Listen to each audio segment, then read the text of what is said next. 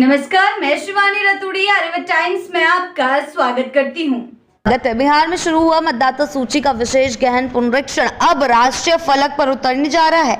निर्वाचन आयोग ने अगले महीने में देश भर में इस प्रक्रिया की शुरुआत की तैयारी शुरू कर दी है। आयोग ने सभी राज्यों में अपनी चुनावी मशीनरी को एक्टिव मोड में ला दिया है और संबंधित मुख्य निर्वाचन अधिकारियों को दिशा निर्देश भी भेज दिए गए हैं। यह कवायद जितनी प्रशासनिक है उससे कई ज्यादा अब यह राजनीतिक और संवैधानिक बहस का मुद्दा बन चुकी है। इस प्रक्रिया के खिलाफ कई विपक्षी दलों और नागरिक संगठनों ने सुप्रीम कोर्ट का दरवाजा खटखटाया है। उनकी दलील है कि इस विशेष पुनरीक्षण के चलते लाखों पात्र नागरिकों का नाम मतदाता सूची से गायब हो सकता है, जिससे वे अपने लोकतांत्रिक अधिकारी यानी वोट देने के हक से वंचित रह जाएंगे। कोर्ट में यह मामला फिलहाल विचाराधीन है और 28 जुलाई को इसकी अगली सुनवाई तय है। इसके बाद ही चुनाव आयोग राष्ट्रव्यापी स्तर पर इस विशेष गहन पुनरीक्षण की आधिकारिक घोषणा करेगा। आयोग की यह कवायद पूरी तरह से पिछली बार प्रकाशित की गई विशेष मतदाता सूचियों पर आधारित होगी। उदाहरण के लिए बिहार में 2003 की सूची को आधार बनाकर वर्तमान पुनरीक्षण किया जा रहा है।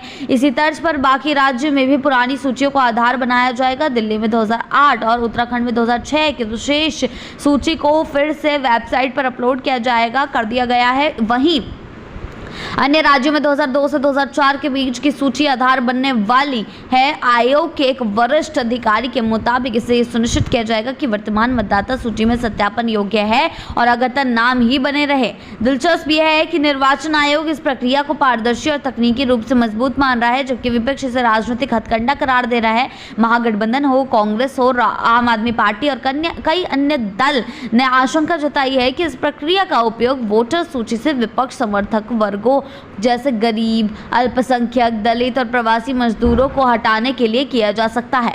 चुनाव आयोग हालांकि अपने बचाव में तर्क दे रहा है कि यह प्रक्रिया हर राज्य में एक समान होगी और इसका उद्देश्य केवल मतदाता सूची को त्रुटि रहित करना और अपडेटेड बनाना है। इसके लिए आयोग ने राज्यों से कहा है कि वे अपने अपने क्षेत्र में पिछली बार हुए विशेष गहन पुनरीक्षण की सूचियों को वेबसाइट पर सार्वजनिक करें ताकि नागरिक स्वयं तुलना ना कर सके। इस बीच कई राज्यों के मुख्य निर्वाचन अधिकारी पहले ही पुराने रिकॉर्ड्स और डाटा को डिजिटल माध्यम से उपलब्ध करा चुके हैं। इससे नागरिकों को पुराने और नए मतदाता डाटा की जांच करने का विकल्प मिलेगा, लेकिन इसका यह भी अर्थ है कि लाखों लोग अब पुराने दस्तावेजों को खंगालने के लिए मजबूर होंगे, खासकर वे जो पिछले 2 दशकों में एक जगह से दूसरी जगह शिफ्ट हो चुके हैं। जी हाँ, कई तरीके की बातें इसमें सामने आ रही है। 28 जुलाई को जब सुप्रीम कोर्ट में इस मामले की सुनवाई होगी तब यह तय होगा कि चुनाव आयोग अपने विशेष अभियान को पूरे देश में विस्तार दे सकेगा या नहीं। यदि कोर्ट ने इस प्रक्रिया पर सवाल उठाए तो आयोग को अपनी कार्यप्रणाली में बड़े बदलाव करने पड़ सकते हैं और जवाबदेह होना पड़ सकता है। लेकिन इस पूरी कवायद ने एक बार फिर भारत में मतदाता पहचान मतदान के अधिकार को लेकर बहस को केंद्र में ला खड़ा कर दिया। ऐसी ही अपडेट्स के लिए जुड़े रहें आर्यभट्ट टाइम्स के साथ ही चैनल को सब्सक्राइब करना ना भूलें और हमारी फेसबुक और वेबसाइट के साथ भी जरूर जुड़ें।